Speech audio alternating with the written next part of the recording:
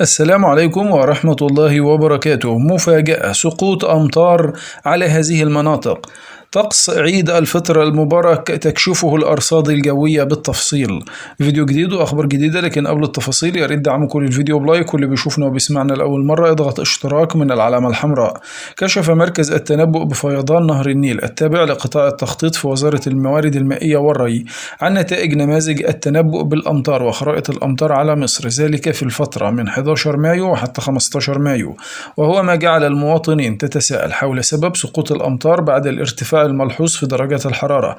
تعليقا على ذلك قال محمود شاهين مدير مركز التحليل والتنبؤات الجوية إنه بدءا من الأربعاء 12 مايو من المتوقع زيادة فرص سقوط الأمطار على عدد من المناطق من سيناء وسلاسل جبال البحر الأحمر.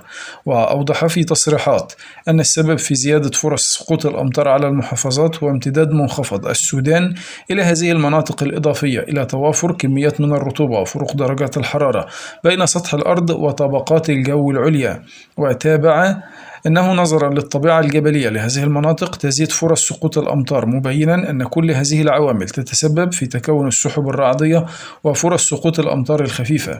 وعن طقس عيد الفطر قال هناك انخفاض في درجات الحرارة سيكون تدريجي على شمال البلاد حتى شمال الصعيد، ليسود طقس مائل للحرارة نهارا على السواحل الشمالية، ويكون حار على القاهرة الكبرى والوجه البحري، وشديد الحرارة على جنوب سيناء وجنوب البلاد، ويكون لطيف ليلا شمالا معتدل جنوبا، ذلك خلال أيام عيد الفطر. في النهاية شكرا لكم، إلى اللقاء.